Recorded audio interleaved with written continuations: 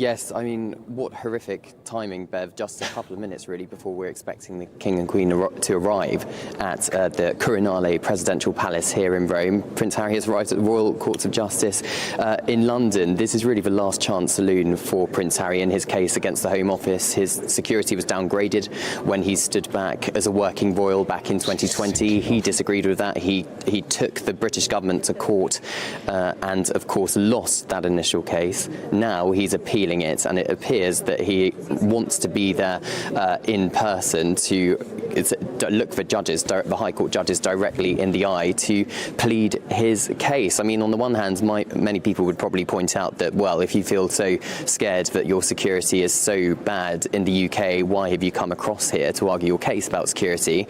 But on the other, he insists that he does not feel safe bringing his family to the United Kingdom, particularly his wife Meghan and his two children, Prince Archie and Princess Lilibet. So, I mean, we'll just have to see what the courts say on that one. But of course, it is horrific timing because now this is completely overshadowing the state visit of the King and Queen in Italy. It's a ceremonial arrival. The shots you're hopefully seeing on your screen now of the Guard of Honour lined up of all three Italian forces, the Army, the Air Force and the Navy. You can just about see in the foregrounds there the President of Italy, President Mattarella, and his daughter Laura.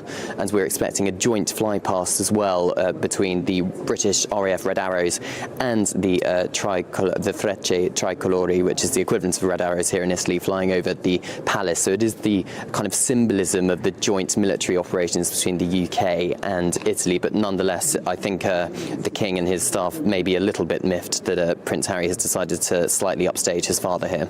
Cameron, Prince Harry would know better than anybody that there was a state visit. That it's his father's wedding anniversary to Camilla, tomorrow the 20th anniversary. He does not need to be there in court today. He wasn't there in previous court hearings.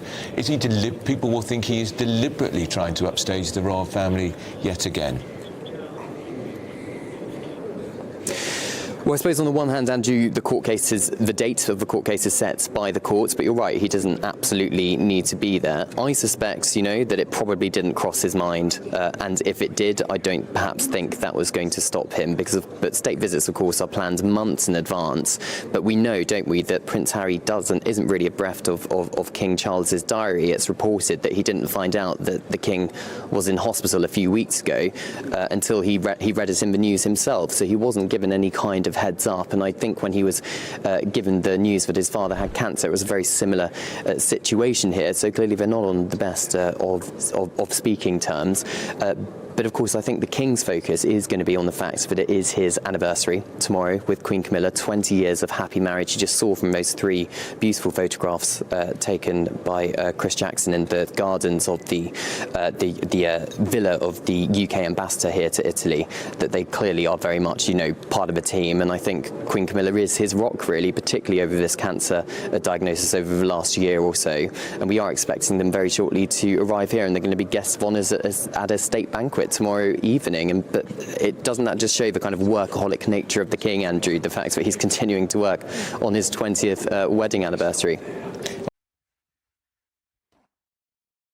The British media has, once again, painted a misleading picture of Prince Harry's recent visit to the UK. Headlines scream of a calculated clash with King Charles and Queen Camilla's tour of Italy. This narrative, however, is a blatant fabrication designed to fuel controversy and paint Harry in a negative light. The truth, as always, is far more nuanced. Harry's visit was primarily driven by a critical court case concerning his family's safety, a matter of paramount importance that the media conveniently downplays.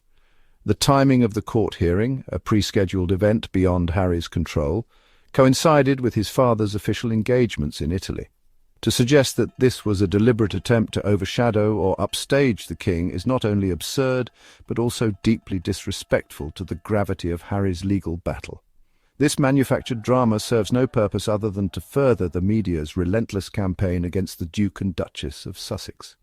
While the King and Queen were fulfilling their royal duties abroad, Harry was engaged in a different kind of battle. He was fighting for the right to protect his wife and children on British soil. This is not a battle of ego or ambition, but one of love, responsibility, and basic human rights. It's a fight that any parent, royal or not, would understand and sympathise with. The media's attempt to frame this as a personal vendetta against his family is not only inaccurate, but also deeply unfair. It's a classic case of sensationalism trumping truth, a tactic often employed to distract from the real issues at hand. This manufactured controversy only serves to deepen the divisions within the royal family while undermining Harry's legitimate concerns. Prince Harry's decision to challenge the UK government's decision to withdraw his family's security was not taken lightly. It was a necessary step born out of a deep sense of responsibility for the well-being of his wife and children. Harry, like any other parent, prioritizes the safety of his family above all else. His willingness to engage in a protracted legal battle underscores the seriousness of the threats they face and the inadequacy of the protection offered. The British media, however, has consistently downplayed these threats, often portraying Harry's concerns as exaggerated or attention-seeking. This dismissive attitude ignores the very real dangers faced by high-profile individuals, especially those who have been subjected to intense public scrutiny and vitriol. It's important to remember that Harry and Meghan have been targets of relentless online abuse, hate speech, and even credible death threats. These threats are not imaginary or fabricated, they are real and terrifying. The decision to step back from royal duties and relocate to California was, in part, driven by the desire to escape this toxic environment and provide a safer upbringing for their children. Despite this, Harry has expressed his desire to return to the UK with his family. However, he rightfully insists on adequate security measures to ensure their safety. His offer to personally fund this security was rejected, further highlighting the complex and unfair situation he faces. At the heart of this legal battle lies the Executive Committee for the Protection of Royalty and Public Figures, better known as RAVEC. This shadowy organisation, responsible for assessing and providing security for high-profile individuals, has come under intense scrutiny for its handling of Harry's case. Harry's legal team argues that he has been subjected to an unfair and opaque bespoke process that deviates from standard procedures. This bespoke process, shrouded in secrecy, raises serious questions about fairness and transparency. It suggests that different rules apply to Harry, rules that seem designed to deny him the same level of protection afforded to other members of the royal family. The Home Office's defence of RAVEC's decision, arguing that Harry should simply accept the security offered, rings hollow in light of the specific threats he and his family face. It's a dismissive and insensitive response that fails to acknowledge the legitimate concerns of a father fighting to protect his loved ones. This case exposes a concerning lack of accountability within RAVEC and raises broader questions about the organisation's impartiality and judgment. It's a system that seems more concerned with protecting its own interests than the safety of those it is meant to serve. Section 4. Royal Duties versus Personal Battles, a tale of two priorities. The juxtaposition of King Charles and Queen Camilla's tour of Italy with Prince Harry's court appearance highlights the starkly different realities within the royal family.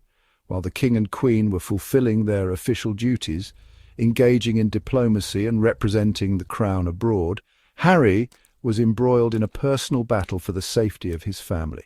It's important to recognise that both endeavours are significant in their own right. The King and Queen's role in upholding tradition and fostering international relations is crucial. Similarly, Harry's fight for his family's security is a matter of paramount importance, a responsibility he takes seriously.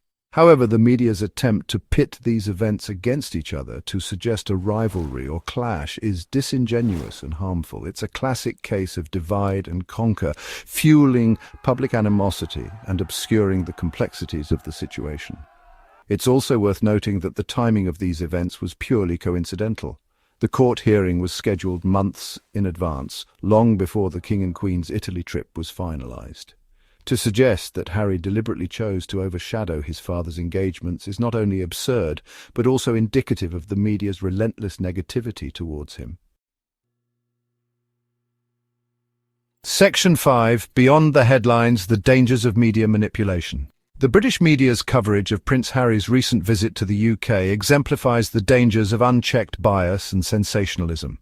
By framing the narrative around a fabricated clash with his family and downplaying the seriousness of his security concerns, the media has once again demonstrated its willingness to prioritize profit over truth. This relentless negativity towards Harry and Meghan serves a specific purpose. It generates clicks, sells newspapers, and fuels a toxic cycle of public scrutiny and judgment. The more outrageous the headlines, the more divisive the narrative, the higher the engagement. This approach, however, comes at a significant cost. It erodes public trust, fuels misinformation, and inflicts real harm on the individuals involved. The constant barrage of negative press takes a toll on mental health, strains relationships, and creates a climate of fear and suspicion. It's crucial to remember that behind the headlines and the royal titles are real people with real lives and real emotions. These individuals deserve to be treated with respect, fairness, and empathy, regardless of their royal status or personal choices. Section 6. A family divided. Bridging the gap between perception and reality. The ongoing saga of Prince Harry and the royal family is a complex tapestry of personal choices, conflicting priorities, and sadly, external pressures. While the media thrives on portraying a family at war, the truth, as always, is far more nuanced.